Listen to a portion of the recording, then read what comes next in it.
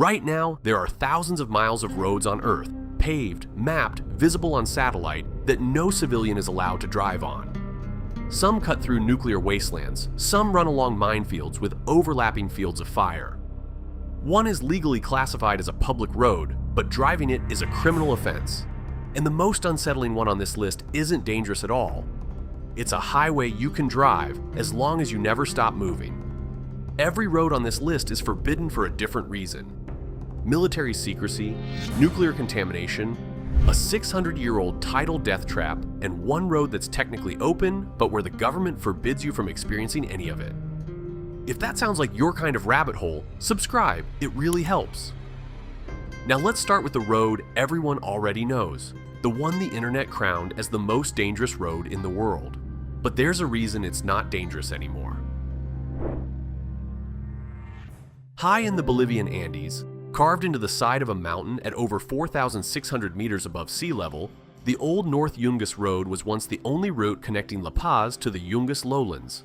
A single lane of dirt and gravel, no guardrails, and a drop of over 900 meters straight into the valley below. At its narrowest, two vehicles couldn't pass side by side, so one would have to reverse, sometimes for hundreds of meters, on a crumbling ledge barely wider than the truck itself. The numbers told the story before anyone needed to drive it. At its peak, this road killed an estimated 200 to 300 people every year. Buses, trucks, and cars plunged off the edge so regularly that crosses and memorials lined the route like mile markers. Fog could roll in without warning, erasing the difference between road and cliff. Rain turned the surface to slick mud, and waterfalls poured directly across the road from the rock face above, sometimes pushing vehicles sideways toward the edge. The Bolivian government didn't fix it. They abandoned it. In 2006, a new bypass highway opened, rerouting all commercial traffic through tunnels and paved lanes with actual guardrails. The old road was effectively demoted. It wasn't conquered, it was replaced because the cost of keeping it open had become measured in human lives per season. Today, the North Yungas Road still exists, but it's been reborn as something surreal, a downhill mountain biking tourist attraction. Tour operators shuttle visitors to the top, hand them a bike, and send them rolling down the same road that killed hundreds. Cars and trucks are banned or heavily restricted on most sections because mixing wobbling tourists on rental bikes with cargo vehicles on a cliff edge proved to be exactly as bad as it sounds. The most dangerous road in the world is now a theme park ride. And if even this road got shut down and repurposed, what does forbidden look like when the stakes go beyond just gravity? Most footage, people think, shows the Korean DMZ is actually filmed from a more distant civilian fence line, a controlled buffer that tourists and cameras are allowed to reach. The real DMZ barrier, the actual military demarcation line and its patrol roads, sits further in and is so restricted that even photographing it is illegal. The Korean demilitarized zone stretches 250 kilometers across the entire peninsula, roughly 4 kilometers wide. Inside that strip is one of the most densely militarized corridors on Earth. Minefields cover the terrain in overlapping patterns. Anti-tank obstacles line both sides. Watchtowers and firing positions are spaced so closely that their fields of fire intersect, meaning every meter of ground between North and South Korea is within range of weapons from both directions at all times. Running through this landscape are narrow patrol roads, used exclusively by military vehicles and armistice inspection teams. These are not highways, they're tight, unpaved tracks that hug the fence line, maintained just enough for jeeps and armored vehicles to make regular passes. No civilian has any reason to be on them, and no civilian would survive the misidentification. Any unauthorized vehicle entering the DMZ would be treated as an infiltration attempt. And in a zone where both armies operate on hair-trigger alert, the response comes before anyone asks questions. Tourist buses turn around well before the true military fence. Visitors get observation decks and gift shops. Soldiers get the road. That distinction is enforced with razor wire, motion sensors, and standing orders that have been in place since 1953. But the DMZ is at least honest about what it is: a war zone. The next road hides behind nothing more than a dirt track and an invisible line. Somewhere in the Nevada desert, a wide, pale dirt road stretches roughly 13 miles through flat, empty scrubland toward a dry lake bed. No fence, no gate, no barrier of any kind. Couple of signs, some orange posts in the dirt, and an invisible line that separates a casual road trip from a federal criminal case. This is Groom Lake Road, the main approach to Area 51. What makes this road so unnerving isn't what you can see. It's what you can't. Hidden cameras are mounted on distant poles. Buried ground sensors detect the vibration of footsteps and tires. And somewhere on the surrounding hills, unmarked white trucks sit silently. Private military security contractors that locals call camo dudes, watching every vehicle that approaches through high-powered optics. Warning signs along the road explicitly mention the authorization of deadly force. They're not bluffing. Veterans and former contractors have described how swiftly the response escalates when anyone even appears to drift toward the boundary on foot. Tourists drive up for selfies with the warning signs. Some linger on the public side, hoping to catch a glimpse of the white worker bus that shuttles. Employees pass the checkpoint each morning. But the moment your wheel crosses that invisible boundary, the one with no fence, no wall, nothing physical to stop you, you become a federal trespass case. Fines start around $1,000 and detention is immediate. The eerie part isn't the restriction itself. It's the sensation of standing on a public road in the middle of a democracy, staring at open desert and feeling watched by people you cannot see. But Groom Lake Road is just one road leading to one base. What most people don't realize is that behind it, stretching across that same desert, lies something far larger. Inside the Nevada National Security Site, formerly known as the Nevada Test Site, is an entire road network that most Americans have never heard of. Roughly 400 miles of paved roads and another 300 miles of unpaved tracks, all built during the Cold War to shuttle scientists, engineers, and military personnel to nuclear test shafts, underground bunkers, control rooms, and full-scale replica towns constructed just to be vaporized. This is a road system that served one of the most consequential programs in human history. Between 1951 and 1992, the United States detonated over 900 nuclear devices across this 3,500 square kilometer stretch of desert. The roads cut through former ground zero craters where the earth was fused into glass, past contaminated soil that still registers on dosimeters, and alongside facilities whose full purpose remains classified decades later. Every single mile is closed to public driving. The only civilians who ever glimpse these roads are on tightly screened government bus tours, organized after background checks, with no private vehicles allowed. No wandering, no detours.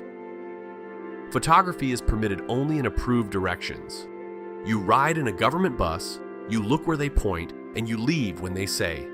700 miles of perfectly functional road in the American desert, paved, graded, maintained, that ordinary citizens will never be allowed to drive. A highway network built to reshape the 20th century, now sealed behind fences and silence. And that raises a question. If deliberate nuclear testing locked down an entire road system, what happened to the roads around the places where nuclear disasters actually occurred? On April 26, 1986, reactor number 4 at the Chernobyl nuclear power plant exploded, releasing more radioactive material into the atmosphere than any event in history. Within 36 hours, Soviet authorities began evacuating the nearby city of Pripyat.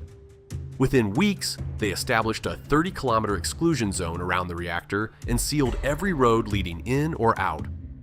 A road network that had once served a city of nearly 50,000 people, streets with bus stops, intersections, traffic lights, became a restricted military corridor overnight. For years, only engineers, soldiers, and cleanup crews were allowed to drive these roads. Dosimeters were mandatory at every checkpoint. Vehicles that absorbed too much contamination were simply abandoned, left to rust in open-air lots that still exist today. Then, slowly, the zone opened to a strange kind of tourism. Licensed tour operators could drive buses down Pripyat's main avenue. Visitors could park near the rusting Ferris wheel, photograph the empty swimming pool, and stand in front of reactor buildings with Geiger counters ticking in their pockets. The roads of Chernobyl became an eerie tourism corridor, proof that enough time and enough concrete can make even a nuclear disaster approachable. But in February 2022, that changed. Russian forces entered the exclusion zone during the invasion of Ukraine, driving military convoys through the Red Forest, one of the most contaminated stretches of land on Earth, and digging trenches in radioactive soil. After their withdrawal, Ukrainian authorities further locked down the zone's roads. Mines, unexploded ordnance left behind by the occupation, and new military security protocols mean that most of those same streets are now off limits even to the tour operators who had driven them for years. Chernobyl's roads are more restricted today than at any point in the decade before the war. Contaminated vehicles still set off dosimeters at exit checkpoints. The Red Forest still flanks key service roads with lingering hotspots of cesium and strontium. These roads were forbidden because of radiation. Now they're forbidden because of radiation and war. But there's a nuclear disaster zone where the rules are even stranger because the road isn't closed at all. National Route 114 slices through the heart of Fukushima Prefecture, passing directly through what the Japanese government classifies as a difficult-to-return zone. Areas where annual radiation doses still exceed 50 millisieverts, roughly 25 times the international safety limit for public exposure. For years after the 2011 meltdown, this stretch was completely sealed. No traffic, no access. Just barriers and radiation signs marking where the road disappeared into contaminated silence. Then, in 2017, a 27-kilometer section reopened, but the rules that came with it created something paradoxical. Cars are allowed to transit the road. Motorcycles are banned, pedestrians are banned, bicycles are banned. You may drive through, but you may not stop. You may not open your window, you may not pull over to take a photograph. If your car breaks down, you do not get out. You stay inside, seal the vehicle, and wait for specialized recovery crews trained to operate in high radiation environments. On both sides of the road, ghost towns sit frozen in 2011. Houses with curtains still drawn, parking lots with faded lines, side streets blocked by large yellow signs reading "No entry" with radiation symbols. Every intersection leading off the highway is sealed. You are driving through a place that exists but no longer functions. A world you can see through glass but are forbidden to touch. The government's message is precise and deeply strange. Yes, you may pass through, but you are not allowed to experience any of it. No stopping, no breathing the air, no stepping onto the ground. Route 114 is a national highway that is simultaneously open and forbidden. A road you can drive but cannot inhabit even for a moment. In that paradox, a road that's legal to travel but illegal to be present on makes it the most unsettling entry on this list. But we're not done. Because the final road isn't forbidden by governments, radiation, or military secrecy. It's forbidden by the Earth itself. Everything on this list so far has been forbidden by human decisions, military orders, nuclear contamination, political boundaries. This last entry breaks the pattern entirely. It's forbidden because the planet itself won't cooperate. The Broomway is a 6-mile route running across tidal mudflats off the Essex coast in southeastern England, leading to Foulness Island. On official Ordnance Survey maps, it is designated a byway open to all traffic. A legal public right-of-way. Anyone in theory can use it. But the official guidance from local authorities then calmly explains that the surface is soft mud not maintained for any vehicles, the route crosses an active military artillery range, and attempting to drive its full length is a criminal offense under Ministry of Defense regulations. It is arguably the most contradictory road designation on Earth. A road that legally exists, that you're legally entitled to travel, but that every authority involved says you absolutely must not. The Broomway has been in use for over 600 years, and in that time, at least 100 people have died on it. The flat mud conceals patches of what locals call black sands, soft, saturated ground that swallows wheels, boots, and legs, without warning. The tidal flats are so featureless that even experienced walkers lose direction within minutes. And when the tide returns, which it does fast, sometimes faster than a person can run, it doesn't rise like a bathtub. It sweeps in from the side, cutting off the route behind you while the ground beneath your feet turns to soup. The Broomway earned fresh notoriety when an Amazon delivery driver followed his GPS onto the mudflats, believing his navigation was directing him along a normal road. The van became hopelessly stuck in the mud. The driver abandoned the vehicle as water began rising around it, triggering a full emergency response from the Coast Guard. His delivery route in the 600-year-old death trap had been, on his screen, indistinguishable. Local Coast Guard teams now use that story as a warning.